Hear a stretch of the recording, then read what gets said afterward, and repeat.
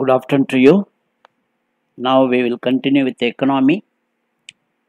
In the economy, we have seen fiscal policy. Under fiscal policy, we have seen the components of budget, revenue budget and capital budget. Under revenue budget, two parts, revenue receipts and revenue expenditure. Under capital budget, two parts, capital receipts and capital expenditure. Now we will see how do you prepare the budget? How do you prepare the budget? Let us say you are preparing the budget for 2020-21. 2020-21. That is the period from 1st April 2020 to 31st March 2021. Again I repeat, 1st April 2020 to 31st March 2021. This is covered in the budget of 2020-21. Now, we had the budget of 2019-20.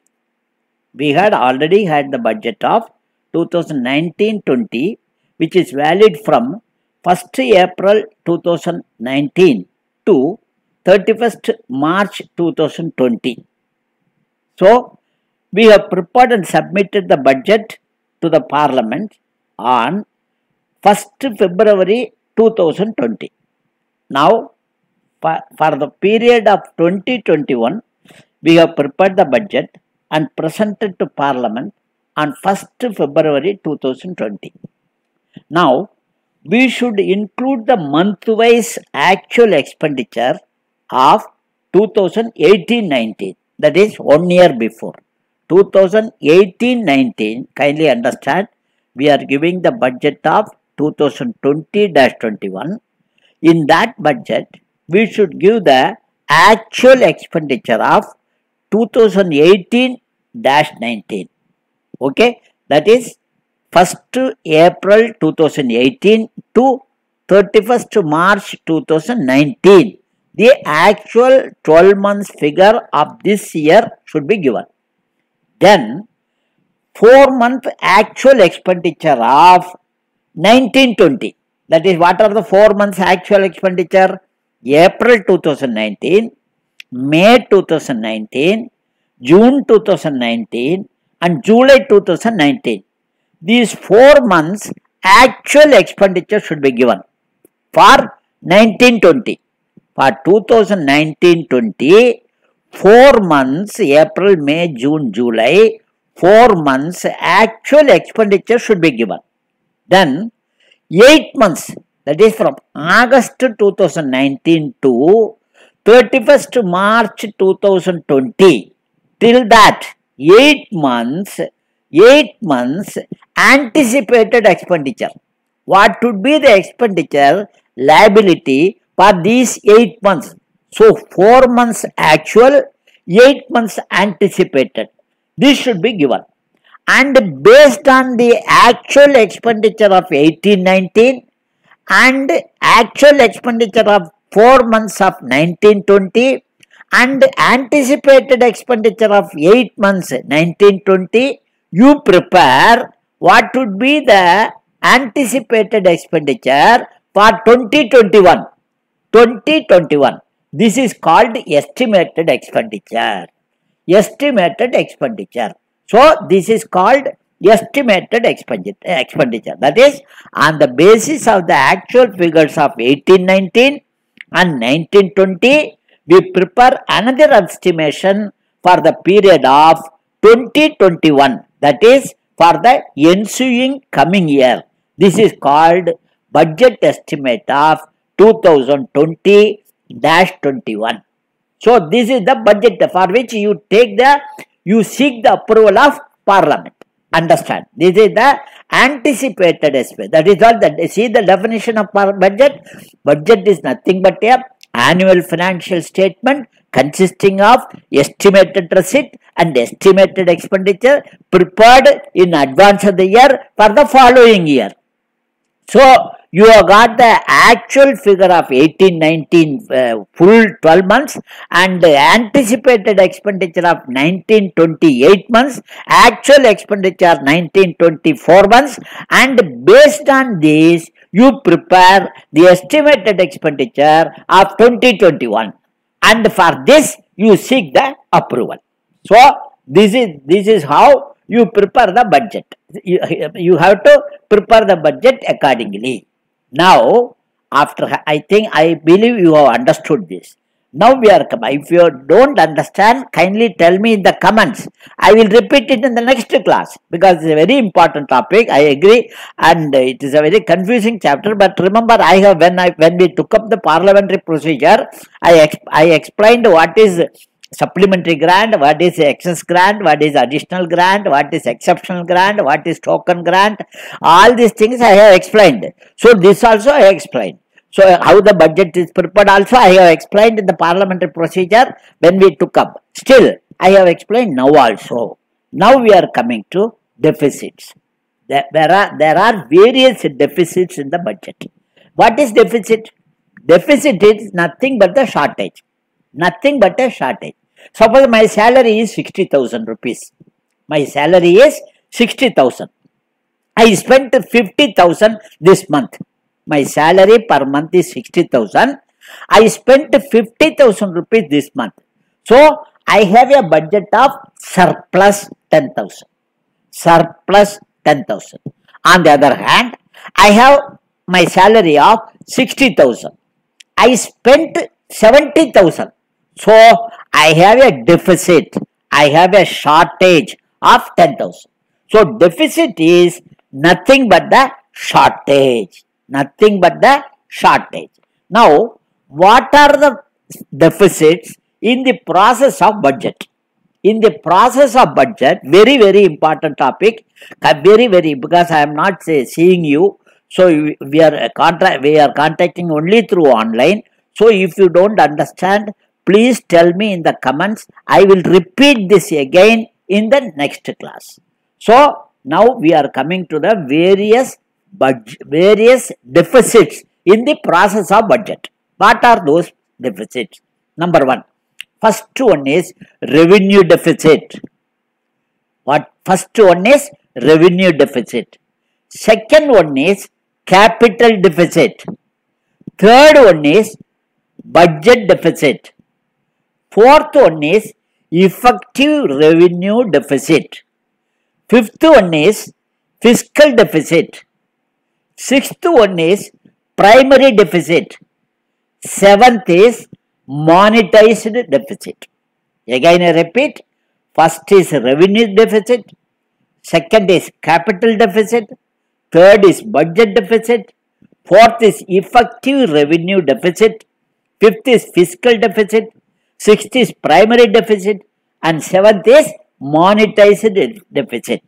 Now, before going into the details of deficits, now let us bifurcate the budget again into two blocks. We have already seen capital budget, revenue budget, the same thing. We bifurcate for easy method, we bifurcate into two blocks. Because we are all going on estimates, so we will see what are the receipt estimate, what is the expenditure estimate. Instead of receipt, instead of capital budget and revenue budget, we now divide this into receipt estimate and the expenditure estimate.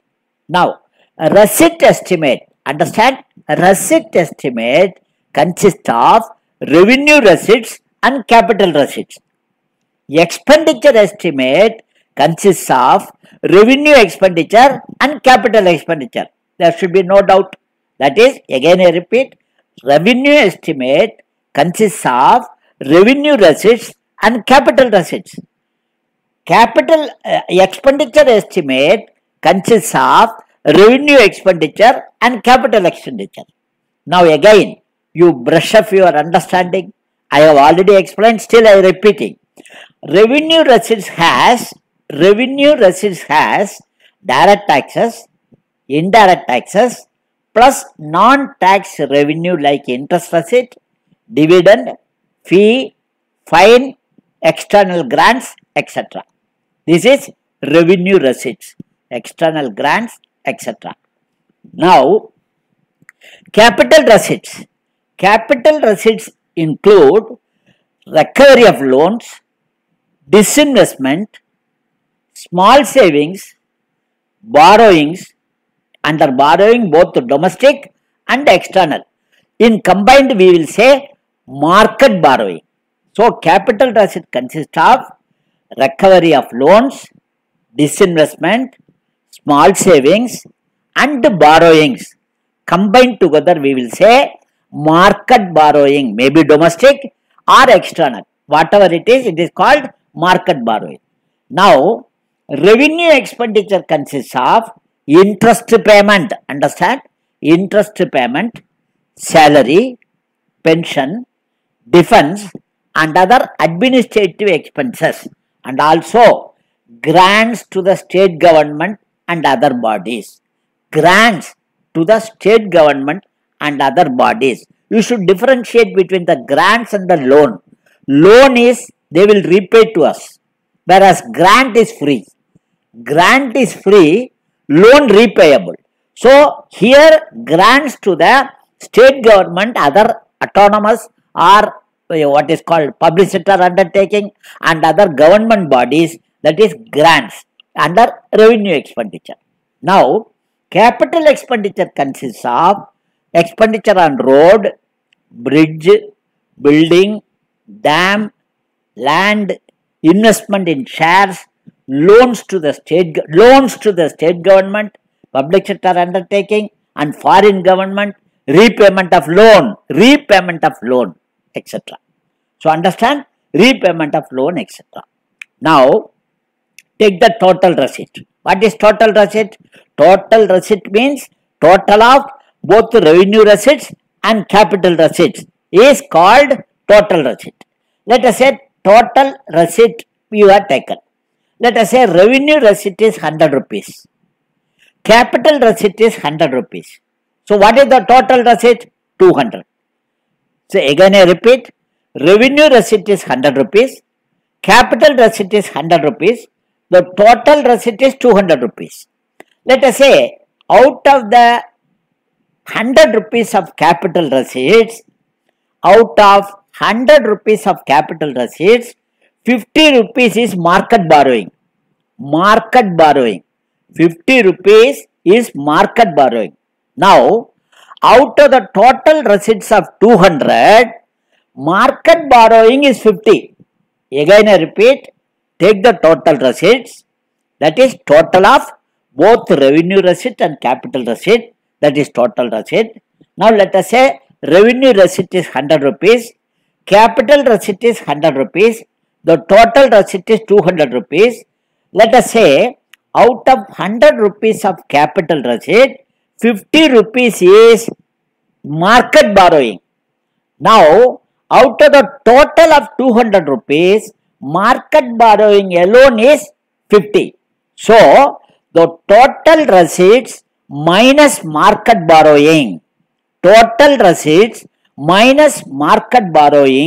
is called primary receipt. What is primary receipt? Total receipts minus market borrowing is primary receipt, and this market borrowing is called secondary receipt. What is primary receipt? Total receipts minus market borrowing is primary receipt. The market borrowing alone is called secondary receipt. That is secondary receipt. Which one? The market borrowing. For example, in the example given, 50 rupees is the secondary receipt, 150 is the primary receipt. Primary receipt and secondary receipt. Secondary receipt is market borrowing. Primary receipt is total receipt minus market borrowing is primary receipt. Okay. Now take the total expenditure. This is the total of both revenue expenditure and capital expenditure.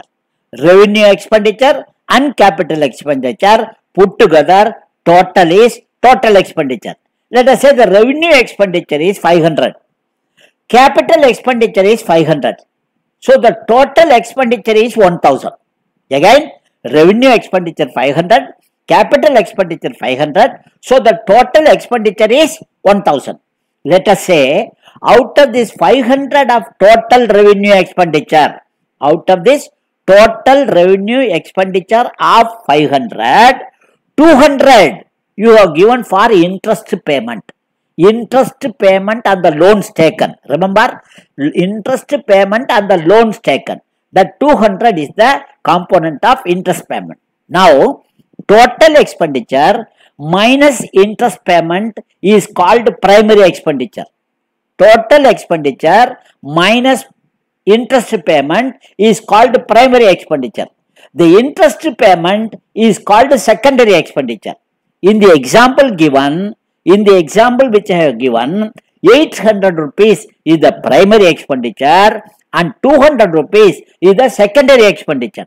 The interest payment, which is the secondary expenditure, is 200 rupees and 800 is the primary expenditure because total expenditure minus this interest payment is called primary expenditure. Now, let us see the different deficits now. With this, we will end the class. We will take next class. Other topic in the next class. Thank you.